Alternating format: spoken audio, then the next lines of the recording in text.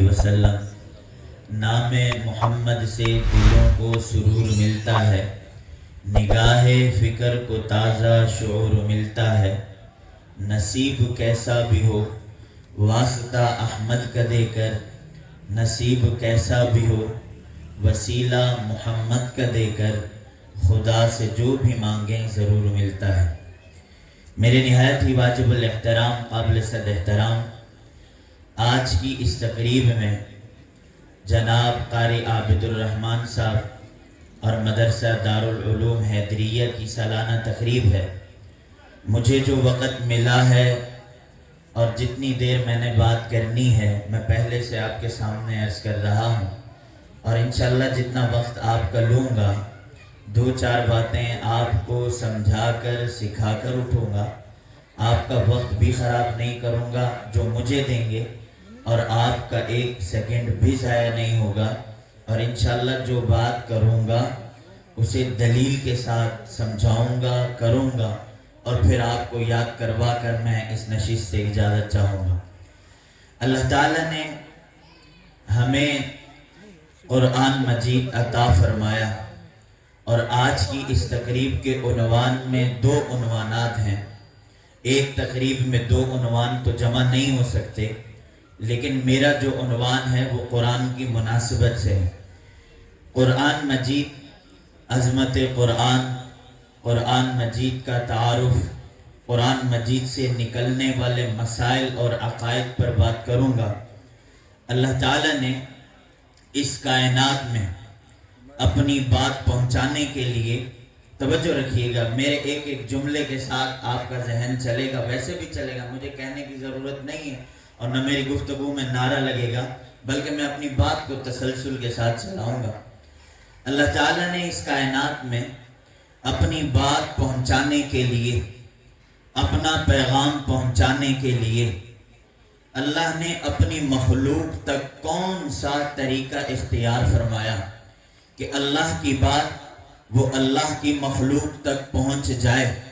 اللہ تعالیٰ قادر ذات ہیں، اللہ یہ بھی کر سکتے تھے کہ اپنی بات براہ راست اپنی مخلوق تک پہنچا دیتے، لیکن یہاں سوال یہ ہے کہ اللہ نے اپنی بات اپنی مخلوق تک براہ راست نہیں پہنچائی، براہ راست بات اتاری نہیں، براہ راست اپنا پیغام بھیجا نہیں، بلکہ اللہ نے اپنی بات، اپنا پیغام، اپنے احکامات، اپنے قوانین، اپنے ضوابط اپنی مخلوق تک پہنچانے کے لیے اللہ نے دو طریقے استعمال کیے، اللہ نے دو راستے اختیار کیے کہ میں اپنی بات پہنچاؤں گا۔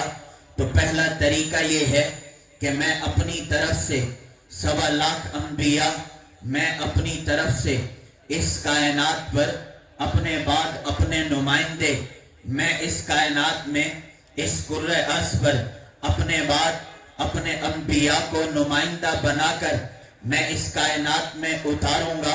اللہ تو یہ انبیاء کیوں بھیجے گا؟ تو اپنی بات براہ راست ہمیں دے دیتا، ہم آپ کی بات لے لیتے، ہم اسے یاد بھی کرتے، ہم اسے سنتے بھی نہ، لیکن اس کا جواب میں بعد میں دوں گا۔ پہلے یہ بات سمجھ لیں، اللہ نے اپنی بات میرے اور آپ تک پہنچائی کیسے؟ آج دنیا کا دور ہے، جدید سوشل میڈیا کا دور ہے، مجھے بات پہنچانی ہے، ذرائع ابلاغ چینج ہو چکے۔ پہلے بات پہنچانے کے لیے خط و کتابت کا نام ہوتا، خط و کتابت کے ذریعے اپنے دوسرے تک بات پہنچائی جاتی۔ نظام بدلتے بدلتے اخبارات آ گئے، اخبارات کے بعد بدلتے ٹیلی ویژن آ گئے، خبریں آ گئی، چینل بن گئے، اس کے بعد کرتے کرتے آج کے دور میں، جس دور میں اور آپ بیٹھے ہیں، اپنی بات پہنچانے کے لیے گھنٹوں کا انتظار نہیں کرنا پڑتا، اپنی بات پہنچانے کے لیے منٹوں کا انتظار نہیں کرنا پڑتا۔ آپ نیٹ کھولیں، یہاں سے میسج کریں، سیکنڈوں میں آپ کا میسج امریکہ پہنچ جائے گا، سیکنڈوں میں آپ کا میسج انگلینڈ پہنچ جائے گا، سیکنڈوں میں آپ کی بات سعودیہ پہنچ جائے گی، سیکنڈوں میں آپ کی بات افغانستان پہنچ جائے گی، سیکنڈوں میں آپ کی بات مصر اور عراق، شام اور فلسطین، جس ملک میں چاہیں یہاں سے بیٹھے بیٹھے آپ کی بات سیکنڈوں میں پہنچ جائے گی۔ اللہ نے اپنی بات کو اتارنے کے لیے اللہ نے دو راستے اختیار کیے، کہا کہ میں نے اپنی بات پہنچانی ہے۔ کہا پہلا حل کیا ہے؟ اللہ نے انبیاء بھیجے، انبیاء کے ذمہ کام یہ تھا مجھ سے احکامات کو لینا ہے، میری مخلوق تک پہنچانا ہے، مجھ سے قانون لینا ہے، میری مخلوق تک پہنچانا ہے، مجھ سے میری بات لینی ہے، میری مخلوق تک پہنچانی ہے، مجھ سے میری کتاب لینی ہے، مخلوق تک پہنچانی ہے، مجھ سے میرا کلام لینا ہے، مخلوق تک پہنچانا ہے، مجھ سے میرے دل کی بات لینی ہے، میری مخلوق تک پہنچانی ہے۔ اللہ کیسے پہنچائیں؟ کہا دیکھو میں انبیاء بھیج رہا ہوں۔ سب سے پہلی اینٹ جو دنیا میں آئی حضرت آدم علیہ السلام کو اللہ نے دنیا میں بھیجا۔ سوال یہ ہے اللہ تو نے آدم کو کیوں بھیجا؟ بھیجنے کی ضرورت کیا پڑی؟ جواب ملا اللہ یہ چاہتے تھے میری بات مخلوق تک پہنچائی جائے، آدم کو اتارا۔ اللہ چاہتے تھے میری بات میری مخلوق تک پہنچائی جائے، حضرت موسیٰ کو اتار دیا۔ اللہ چاہتے تھے میری بات میری مخلوق تک پہنچائی جائے، یوسف کو بھیجا۔ اللہ چاہتے تھے میری بات میری مخلوق تک پہنچائی جائے، یعقوب کو بھیجا۔ اللہ چاہتے تھے میری بات میری مخلوق تک پہنچائی جائے، عیسیٰ کو بھیجا۔ اللہ چاہتے تھے میری بات میری مخلوق تک پہنچائی جائے، ابراہیم کو بھیجا۔ اللہ چاہتے تھے میری بات میری مخلوق تک پہنچائی جائے، اسماعیل کو بھیجا۔ اللہ چاہتے تھے میری بات میری مخلوق تک پہنچائی جائے، نوح کو بھیجا۔ اللہ چاہتے تھے میری بات میری مخلوق تک پہنچائی جائے، حضرت شعیب کو بھیجا، حضرت صالح کو بھیجا، حضرت ہود کو بھیجا، حضرت نوح کو بھیجا۔ کرتے کرتے آدم سے لے کر عیسیٰ تک اللہ نے تمام انبیاء کو اتارا۔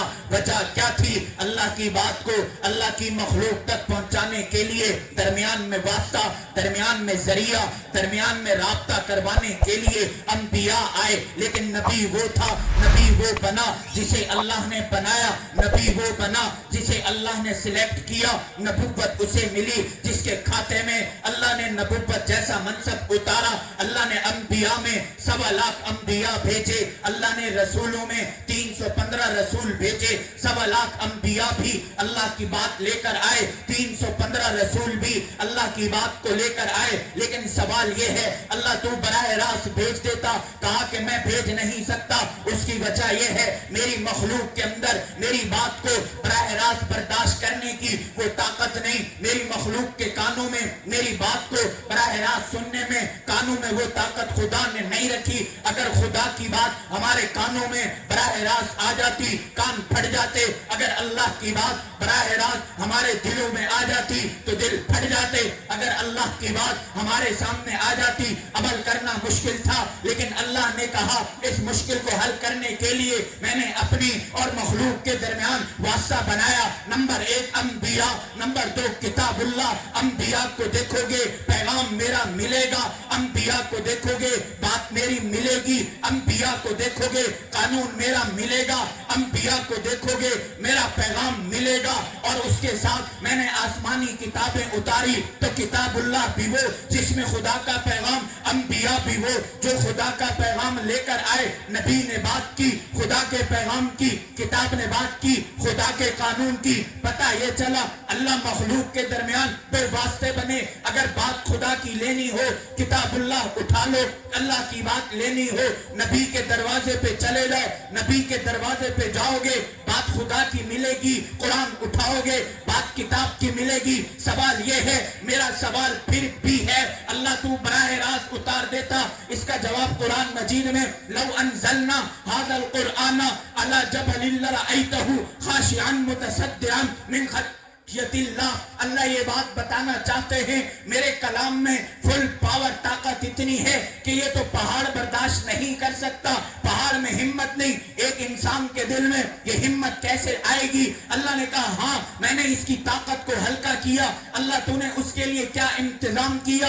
جب کہ تو نے قرآن میں کہا کہ اسے پہاڑ نہیں اٹھا سکتے، اللہ کے کلام کو ثواب کے پہاڑ نہ اٹھا سکے، اللہ کے کلام کو دنیا کے پہاڑ نے نہیں اٹھایا، وزن برداشت نہ کیا۔ جبکہ پہاڑ وہ ہے کہ زمین کو ہلنے کے لیے ایک میخ نما سمجھا جاتا ہے۔ اللہ نے زمین کو ایک جگہ پہ برقرار رکھنے کے لیے، زمین میں ٹھہرانے کے لیے پہاڑوں کو اتارا۔ پہاڑ پہاڑوں میں طاقت وہ جو زمین کو ایک جگہ ٹھہرا سکے، لیکن پہاڑ میں یہ طاقت کیوں نہیں کہ وہ اللہ کے کلام کو اٹھا سکے؟ اللہ نے کہا لَرَأَيْتَهُ خَاشِعًا مُتَصَدِّعًا، تم تو انسانوں کی بات کرتے ہو، پہاڑ میں بھی وہ طاقت نہیں۔ اللہ تو نے اس کا حل کیا نکالا؟ کہا میں نے اپنی بات کو مخلوق تک پہنچانے کے لیے اپنے کلام کی طاقت کو میں نے پہلے محمد الرسول اللہ کے سینے پہ اتارا، محمد کے سینے نے اللہ کے کلام کی طاقت کو برداشت کیا، اسے پاس کیا، پھر زبان سے ادا کیا، کلام کی طاقت ہلکی ہوئی، جسے پہاڑ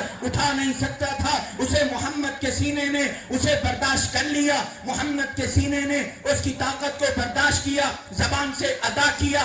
آج جو ہے بختیار گوڈ، آج لانڈی اور ملیک کا بچہ بھی قرآن پڑھ سکتا ہے، قرآن سینے میں بٹھا سکتا ہے، آج لانڈی کا بزرگ بھی قرآن پڑھ سکتا ہے، جس کو پہاڑ اٹھا نہ سکا بزرگ اٹھا سکتا ہے، جس کو پہاڑ اٹھا نہ سکا 10 سال کے بچے نے اسے یاد کر لیا، جس کو پہاڑ برداشت نہ کر سکا اسے نوجوانوں نے بھی اسے پڑھنا شروع کر دیا، جس کو پہاڑ اٹھا نہ سکا مسجد کے مصلی پہ امام نے پڑھنا شروع کر دیا، جس کو پہاڑ اٹھا نہ سکا اس کو ہر دیہاتی، ہر امیر، ہر غریب، ہر سفید، ہر گھوڑا، ہر کالا، ہر نسلی جو بھی ہے، جو چاہے جس وقت چاہے خدا کی بات کو جب چاہے ریڈنگ کر سکتا ہے، اسے تلاوت کر سکتا ہے، اسے پڑھ سکتا ہے۔ وجہ کیا ہے؟ پہلے محمد کے سینے نے اسے برداشت کیا، محمد الرسول اللہ کی زبان میں آگے منتقل کیا۔ ایک اور مثال، اب اس بات کو مزید کھولوں کہ یہ دلیل سمجھ میں نہیں آئے گی، آج کے دور کی مثال لے لو۔ بابا جی چاہتے ہیں کہ میں جو ہے ایک انٹرنیٹ والے کے پاس جاؤں، مجھے مولوی صاحب کی تقریر بڑی اچھی لگی، مولوی صاحب کی تقریر ریکارڈ تھی، بابا جی اپنا چھوٹا سا موبائل لے کر گئے، اس انٹرنیٹ کی دکان والے کو کہا مجھے مولوی صاحب کا یہ بیان اس چھوٹے موبائل میں بھر دو، تو انٹرنیٹ والا کہتا ہے بابا جی یہ اس کی میموری زیادہ ہے، یہ آپ کے موبائل میں نہیں چل سکتا، یہ اس کی فل ایچ ڈی فائل میں ہے، یہ آپ کے موبائل میں نہیں چل سکتا۔ اس کے 2 حل ہیں، ایک حل میرے پاس، ایک حل آپ کے پاس، یا تو بابا جی آپ خرچ کرو، یہ 2000 والے موبائل سے جان چھڑاؤ، آپ 50,000 والا ٹچ موبائل لے لو، مولوی صاحب کی تقریر یہاں چلنا شروع ہو جائے گی، خرچہ آپ کو کرنا پڑے گا۔ جو چھوٹے موبائل میں تقریر نہیں چل سکتی تھی وہ بابا جی نے خرچ کیا، اسے بڑے موبائل میں ڈالا تو بڑے موبائل میں وہ تقریر چلنا شروع ہو گئی۔ ایک حل انٹرنیٹ والے کے پاس تھا، انٹرنیٹ والے کے پاس حل یہ تھا کہ وہ فل ایچ ڈی فائل کو کم میموری میں کنورٹ کر دے، جب میموری کم میں کنورٹ ہو جائے گی پھر وہ بابا جی کے موبائل میں بھی چلے گا۔ لیکن دکاندار لالچی تھا، اس سے کہا بابا جی کا خرچ ہو جائے، ذرا یہ موبائل ٹچ لے لیں تو فائدہ ہو جائے گا، میری مزدوری بڑھ جائے گی، یوں تو میں فائل کم کر کے اسے دے دوں گا۔ میں نے کہا توجہ رکھنا، اللہ نے قرآن مجید اتارنا تھا، ایچ ڈی فائل تھی، فل پروف فائل تھی، فل طاقت والی فائل تھی، وہ آسان جو ہے اتنی نہیں تھی کہ چھوٹے بچوں کے سینے میں وہ چل سکے، وہ اتنا آسان کلام نہیں تھا میرے سینے میں وہ آ سکے، وہ اتنا آسان کلام نہیں تھا اسے آپ پڑھ سکیں، وہ اتنا آسان کلام نہیں تھا کہ اسے آپ نماز میں پڑھ سکیں، اس کی تلاوت کر سکیں۔ وجہ یہ ہے میرے اور آپ کی زبان میں، میرے اور آپ کے دل میں وہ طاقت برداشت کرنے کی نہیں تھی، جس کی وجہ سے اللہ نے وہ قرآن مجید جو فل ایچ ڈی فائل میں تھا ہمارے سینے پہ نہیں بھیجا۔ وجہ یہ ہے وہ قرآن مجید اگر ڈائریکٹ آتا ہمارے سینے پہ نہ چلتا، لیکن اللہ تعالیٰ نے قرآن مجید کی میموری کو کم کرنے کے لیے، قرآن مجید کے کلام کی طاقت کو کم کرنے کے لیے پہلے محمد الرسول اللہ کے سینے پہ اتارا، اس کی میموری کم ہوئی، ایسی کم ہوئی بچے کے دماغ میں، بچے کے سینے پہ بھی قرآن مجید آج یاد ہے، اور بڑے نوجوان کے سینے میں بھی قرآن مجید یاد۔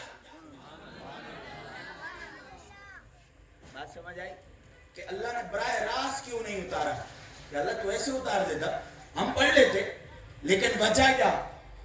جس کو پہاڑ نہ اٹھا سکا، ہمارے دل اٹھاتے وہ لوگ نہیں اٹھاتے، فل پاور۔ اب ایک انتظام تو اللہ تعالیٰ نے کیا، تو اللہ نے ایسا انتظام کیا کہ اس میں سہولت ہو گئی، ایسی سہولت ایسی سہولت کہ 6 سال کا بچہ بھی پڑھ سکتا ہے، 80 سال کا بزرگ بھی پڑھ سکتا ہے۔ اور اگر اللہ تعالیٰ اپنے محبوب کے سینے پہ نہ اتارتے اور اللہ کے نبی اپنی زبان مبارک سے اس قرآن مجید کو ادا نہ کرتے تو آج مصلی پہ کھڑے ہو کے امام صاحب الحمدللہ رب العالمین نہ پڑھتا، الرحمن الرحیم نہ پڑھتا، الف لام میم نہ پڑھتا، ذالک الکتاب لا ریب فیہ نہ پڑھتا، قل اعوذ برب الفلق نہ پڑھتا، قل اعوذ برب الناس نہ پڑھتا۔ یہ جو آج قرآن مجید ہم تک پہنچا ہے میرے محمد کے واسطے، میرے محمد کے صدقے پہنچا ہے۔ جب یہ بات سمجھ آ گئی، اب یہاں اس سے اگلی بات کہ اللہ تعالیٰ نے اس کائنات میں آخری نبی جب اپنی بات پہنچانے کے لیے انبیاء کی فہرست کو تیار کیا، توجہ رکھنا، اب قرآن مجید کا رتبہ بتانے لگا ہوں کہ قرآن مجید کا رتبہ کیا ہے۔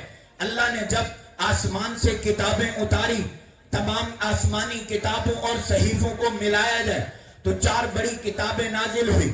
نمبر 1 تورات، نمبر 2 زبور، نمبر 3 انجیل، نمبر 4 قرآن۔ توجہ رکھنا، آسمان سے صحیفے کئی آئے، آسمان سے کتابیں کئی آئیں، لیکن آسمانی کتابوں میں جو عظمت، جو رتبہ، جو مقام قرآن مجید کو ملا وہ تورات کا نہیں، جو رتبہ قرآن مجید کو ملا وہ انجیل کا نہیں، جو رتبہ قرآن مجید کو ملا وہ زبور کا نہیں، جو رتبہ قرآن مجید کو ملا وہ آسمانی کسی کتاب کا نہیں۔ اس کی وجہ کیا ہے؟ اس کی وجہ یہ ہے اللہ تعالیٰ نے اس کتاب کو، اتنی بڑی کتاب کو، اس خوبصورت کتاب کو، اس خوبصورت کلام کو اللہ نے اتارنا تھا تو اس کے لیے انتخاب آدم کا ہو سکتا تھا، لیکن آدم کا انتخاب نہ ہوا۔ اللہ نے قرآن اتارنا تھا، اس کے لیے یوسف جیسے حسین و جمیل نبی کا انتخاب ہو سکتا تھا، لیکن یہ کتاب یوسف کے حصے میں نہ آئی۔ اللہ تعالیٰ یہ قرآن مجید حضرت عیسیٰ کے حصے میں ڈال سکتے تھے، لیکن عیسیٰ کے حصے میں نہ آئی۔ اللہ تعالیٰ یہ قرآن مجید حضرت ابراہیم پر بھیج سکتے تھے، لیکن یہ ابراہیم کے کھاتے میں نہ آئی۔ اللہ تعالیٰ یہ قرآن مجید حضرت اسماعیل کے کھاتے میں بھیج سکتے تھے، لیکن اسماعیل کے حصے میں نہ آئی۔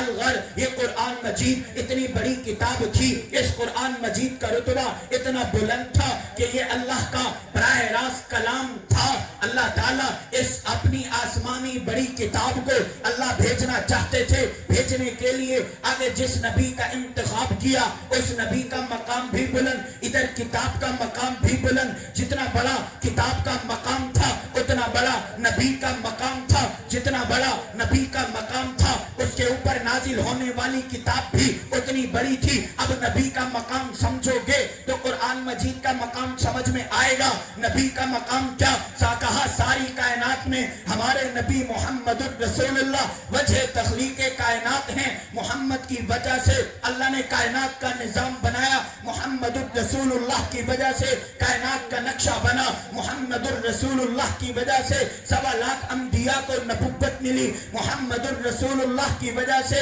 ہر 1.25 لاکھ انبیاء محمد الرسول اللہ کے 1.25 لاکھ انبیاء نے ہمارے نبی محمد الرسول اللہ کے پیچھے مسجد بیت المقدس میں کھڑے ہو کے نماز ادا کی، تو ہمارے نبی کا مقام اتنا بلند تھا کہ امام الانبیاء بھی ہیں، ہمارے نبی کا مقام اتنا بلند تھا سید الانبیاء بھی ہیں، ہمارے نبی کا مقام اتنا بلند تھا کہ ہمارے نبی خاتم النبیین بھی ہیں۔ انبیاء کے سردار کو دیکھو، نام محمد الرسول اللہ، انبیاء کے امام کو دیکھو، نام محمد الرسول اللہ، انبیاء محمد الرسول اللہ صلی اللہ علیہ وسلم پر آ کر نبوت ختم ہوئی، نبوت کا سلسلہ شروع ہوا، حضرت آدم سے نبوت ختم ہوئی محمد الرسول اللہ پہ۔ آج جمعے میں میں اپنے مقتدیوں کو ایک عقیدہ سمجھا رہا تھا، چلیں وہ آپ کو بھی سمجھا دوں کہ اس کائنات میں پہلے نبی کا نام کیا ہے، اس کائنات میں آخری نبی کا نام کیا ہے۔ پہلے نبی کا نام،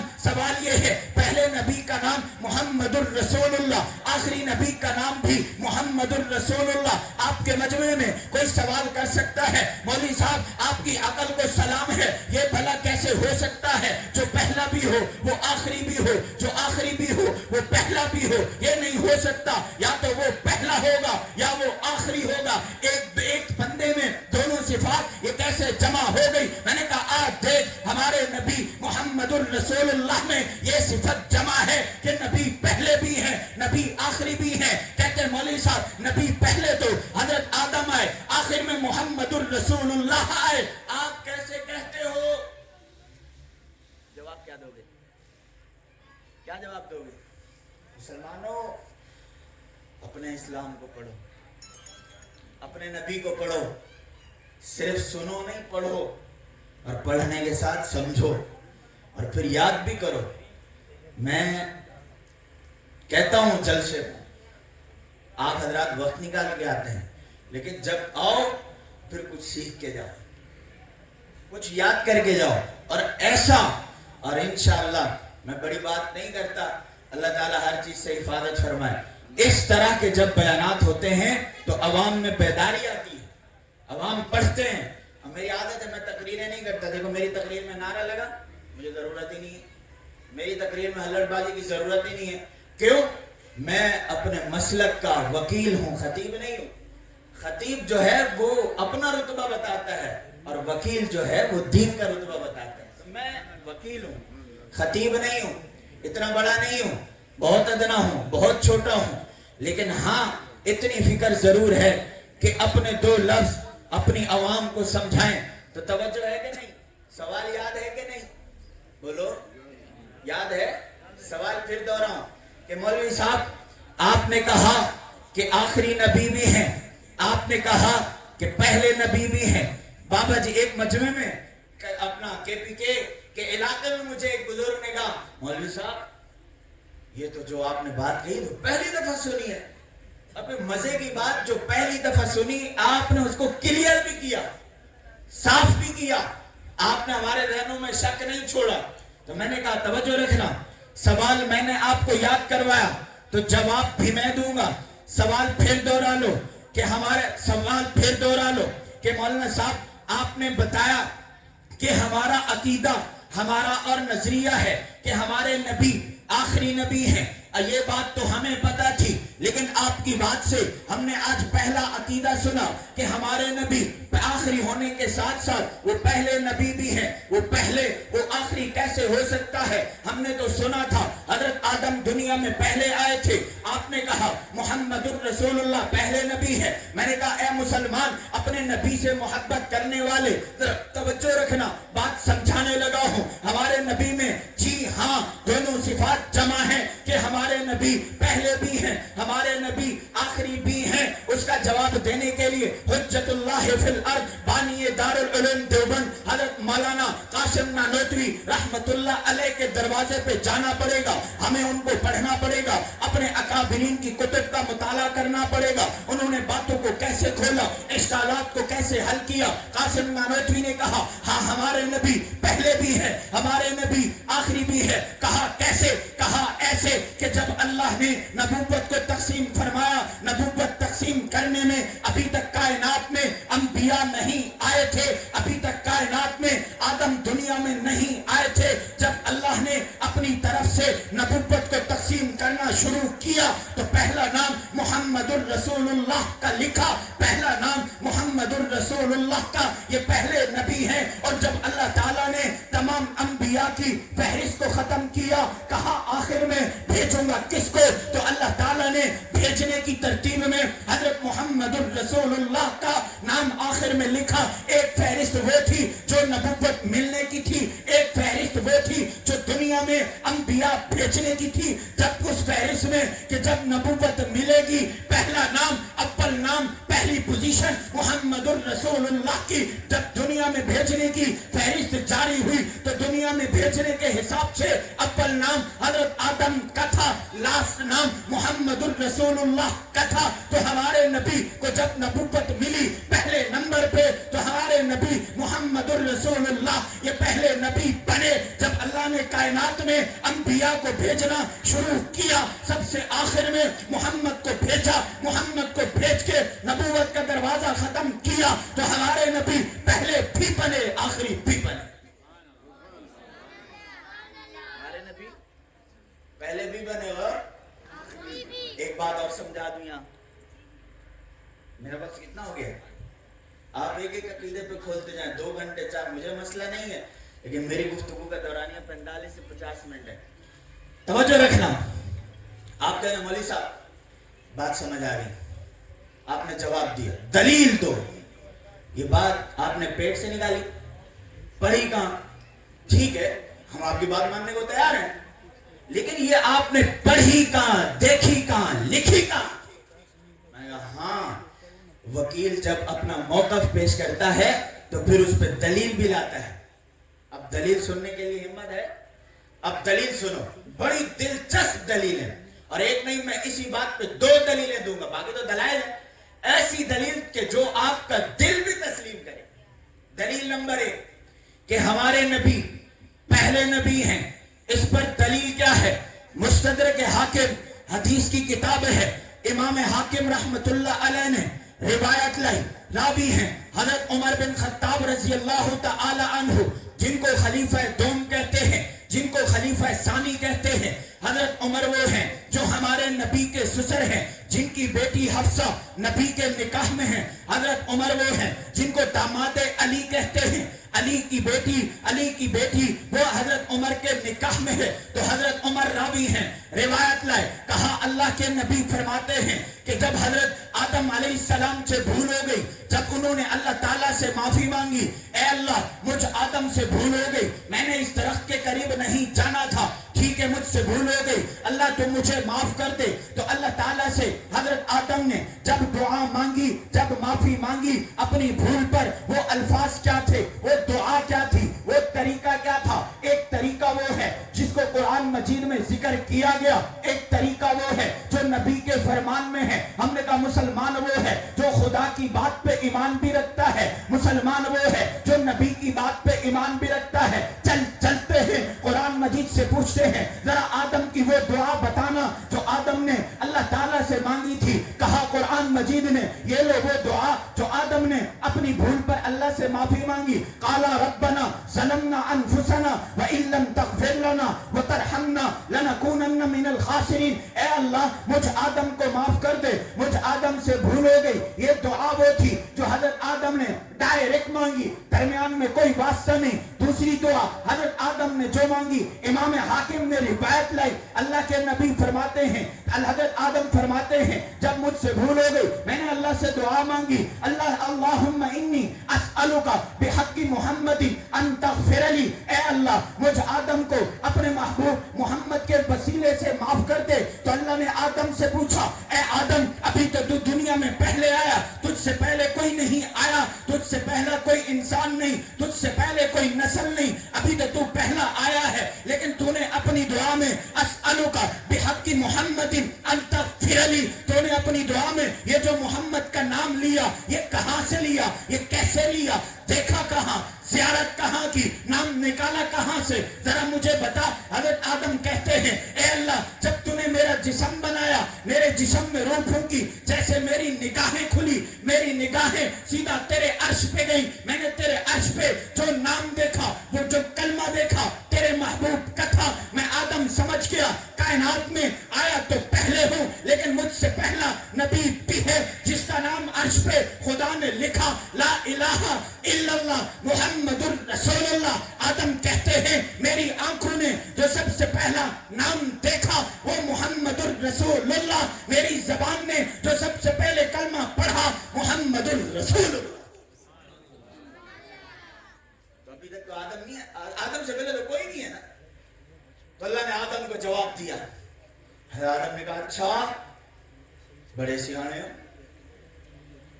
اب آدم نے اپنی دعا میں جب محمد کا نام لے کر واسطہ دیا, پھر مغفرت کی دعا مانگی, تو قرآن میں نہیں ہے, توجہ رکھنا اگلا نقطہ, قرآن مجید میں نہیں ہے کہ جب اللہ تعالیٰ نے آدم سے معافی مانگی, جب حضرت آدم نے اللہ سے معافی مانگی, تو قرآن نے یہ نہیں کہا کہ آدم تیری بھول کو میں نے معاف کر دیا. لیکن حدیث میں ہے کہ جب حضرت آدم نے محمد کا نام دے کر معافی مانگی, اوپر سے جواب آیا قد غفرت لک, آدم تیری بھول معاف ہو گئی. کیوں ہوئی؟ اب توجہ رکھنا, کیوں ہوئی, وجہ کیا بنی؟ اللہ نے کہا میری دعا میں تیری زبان پر تیری دعا میں نام ایسے میرے محبوب کا آ گیا جس کو میں نے چھپا کے رکھا تھا، تو نے ظاہر کر دیا، اور سب سے پہلے تو نے نام لیا۔ تو حضرت آدم علیہ السلام نے جب دعا میں یہ الفاظ کہے تو یہ بات سمجھائی، مجھ سے پہلا نبی بھی ہے جس کا نام عرش پہ لکھا، جس کا کلمہ عرش پہ لکھا۔ دوسری دلیل دینے لگا ہوں، حضرت آدم اور اماں حوا کا نکاح ہوا، یہ پہلا نکاح تھا، یہ پہلے شوہر حضرت آدم بنے، پہلی بیوی حضرت اماں حوا بنی۔ نکاح جو سب سے پہلے اس کائنات میں انسانوں میں ہوا، وہ پہلا نکاح حضرت آدم اور حضرت اماں حوا کا۔ یہ سب مانتے ہیں کہ آدم اور حضرت اماں کا نکاح ہوا۔ میرا سوال یہ ہے، حضرت آدم اور اماں حوا کے نکاح میں حق مہر کیا تھی؟ آپ کا مولوی صاحب پھنساتا بھی ہے پھر سمجھاتا بھی ہے، ڈپریشن میں بھی لاتا ہے پھر سمجھاتا بھی ہے۔ ہاں، حضرت آدم اور حضرت اماں حوا کا نکاح ہوا۔ القول البدیع فی الصلاۃ علی الحبیب الشفیع کتاب موجود ہے۔ اگر حوالہ جھوٹا ہو تو میں یہاں پہ موجود ہوں، اگر حوالہ جھوٹا ہو میرے کسی شاگرد کو بتا دینا، اگر حوالہ جھوٹا ہو مسجد کے انتظامیہ، ادارے کے انتظامیہ، پروگرام کے انتظامیہ کو بتا دینا۔ حضرت آدم اور اماں حوا کا جب نکاح ہوا، حق مہر یہ تھی۔ اللہ تعالیٰ نے کہا، اے آدم حق مہر یہ ہے کہ 10 مرتبہ درود آپ نے میرے نبی محمد پہ بھیجنا ہے، اور حضرت اماں حوا آپ نے میرے نبی پہ 10 مرتبہ درود بھیجنا ہے۔ اس کائنات میں سب سے پہلا نکاح، اس کائنات میں سب سے پہلے برکتوں والا نکاح، اس کائنات میں جو سب سے پہلے رشتہ جڑا، اس کائنات میں جو سب سے پہلے نسل چلنے میں جو تعلق بنا، وہ جو رشتہ بنا، جو نکاح بنا، نام میرے محبوب محمد کا تھا۔ اب بات سمجھ آئی؟ بس اسی پہ اتفاق کرتا ہوں اور میں اپنی بات کو خلاصہ کہ عزیز دوستو، اپنی گفتگو